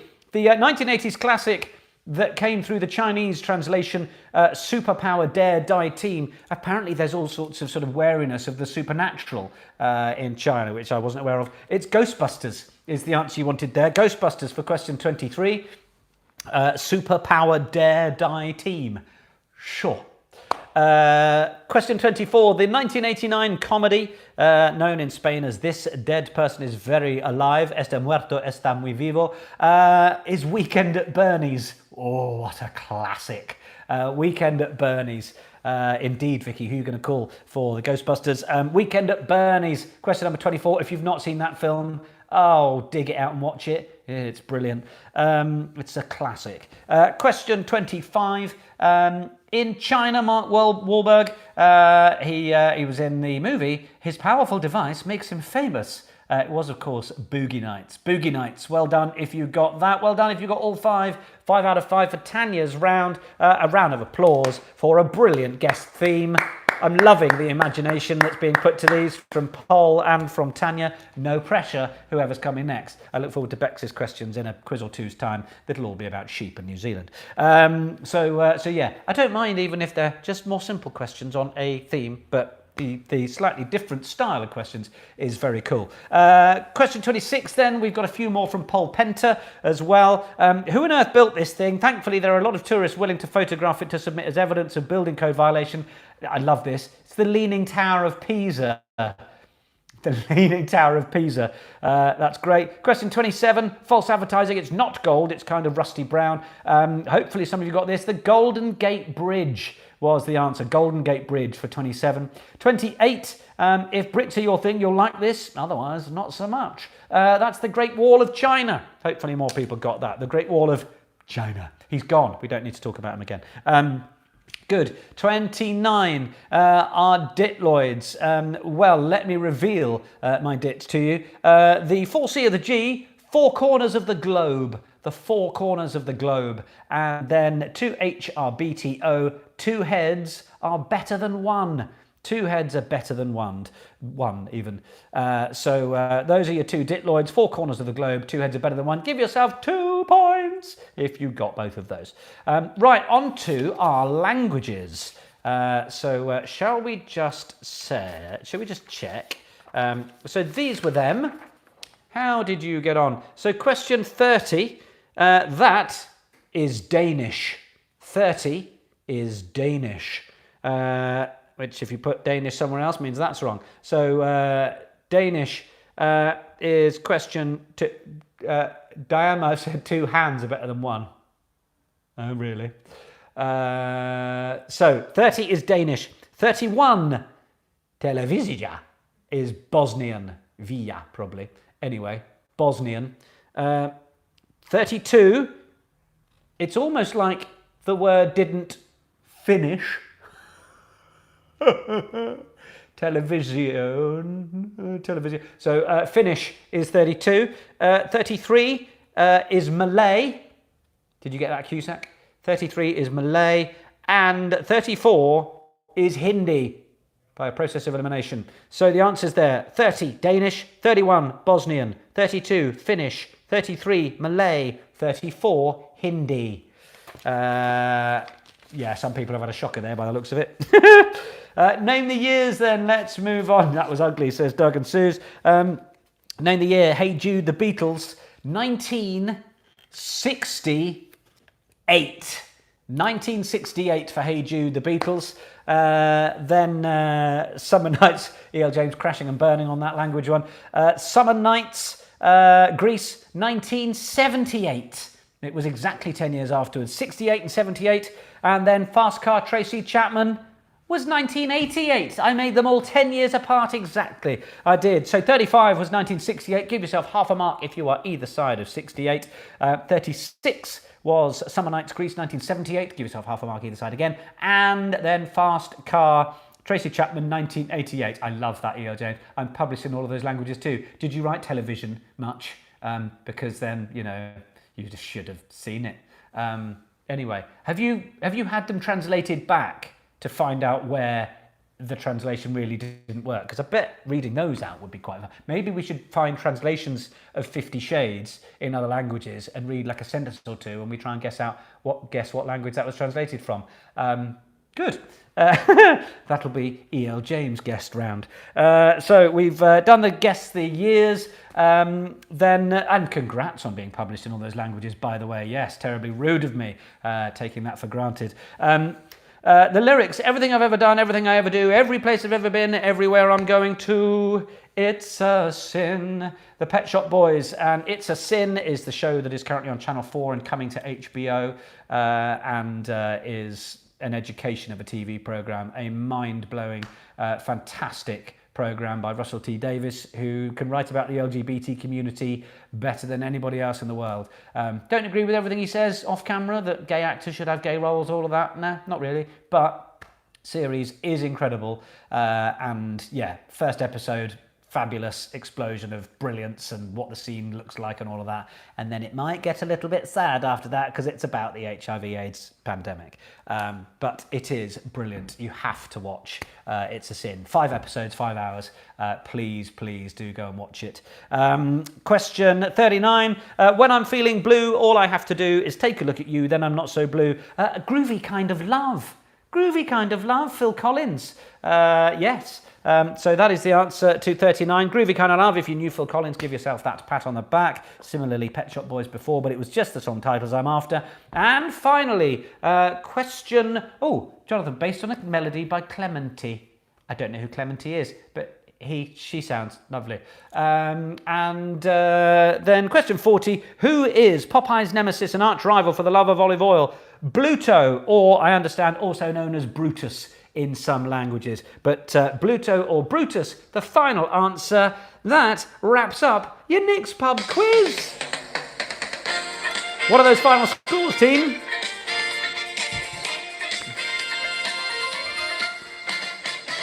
33.5 for the Wandsworth Winos, 35 for Chrissy Hart, 30.5 for Claire, the Rice Slippers with a 37, the music, 38, a terrible second round, but it couldn't have been too bad, Ms. K. Morgan, 35.5 for the Cusack, not a great night for the Cumbernauddies, 22.5, absolutely rubbish for Quiz to Bojangles, lovely to see you though, Jessica, 33.5, 32 for Pam O'Grady's O'Gradiators, 42 for Ewan, very good, 16 out of 21, 41 for Gillian, Natalie says thanks for the shout out, unfortunately not doing as well this week. Village Idiots 37.5, 35 for Jackie Smith. Paul with 24, 35 in total for E.L. James of the Fearsome Foursome. It was a fail in the second round, a bit of a nosedive there. Bubbles Pilates with a 37.5, 39 for Joe Kremin, 32.5 for Doris, 35.5 for Boozak, 41.5 Diane Delahunty. You are on it. 31.5 for the Dukes of Hazzard, 28 for Team Cornish Chuff, 32 for Cheshire Cats. 37.5 Jackie Batstone, 27.5 for the Froome Boy 3 Hi Gary, 33 the Languages Killed Team JK, Team Roman Nottingham with a 31 out of 40 Hi Julie, 26.5 for Emily Wyatt, 13.5 for Team Sebster, 38 for Casas Crazy Commandodos, good, Personal Disaster for Frank Sinatra, but you did get some points on the board. 33 for Team Ljubljana, but you all automatically had 5 points. Well, of course. 35.5 for the Fire Damage Doilies. It goes on. 39 was that from the Lazowskis. Fell down with the Languages. Still a pretty good score, though. 27 for the Hall team. My goodness, well done. If you've had a lovely time, contributions go into the PayPal. That is paypal.me/rugbymedia. Ever so grateful if you can afford it. I can see, who else have we got? Siobhan 34, not bad round 2. Bad round 2, I see. 42.5, good. Well, as ever with Nick's Pub Quiz, we learned from some people in our community who have suffered loss tonight, and that is really sad news. I am delighted to be able to continue bringing a little bit of fun and lightheartedness to you, and maybe I will be tempted to bring back a little Saturday one on the 20th, as Claire says. See you on the 20th, yes? So yeah, maybe we'll have to do that. In the meantime, Susan, with all our love, we drink to Michael this evening, and I look forward to seeing you all very, very soon. Yeah, lovely to have you with us. Thank you so much to all of you who bought the books at our discount price. You are all going to get those through the door very soon. Your support of me and all of this means an awful lot. Thank you. Pleasure to be with you. Try a Mary's Bloody Guinness. They're all right, you know. Cheers, everybody. Oh, I need to do my outro, don't I? Otherwise, I'm just here forever. If it doesn't end, you have to just gonna have to bear with me now. Right, there we go. Thanks all. Take care. Ta-ta for now.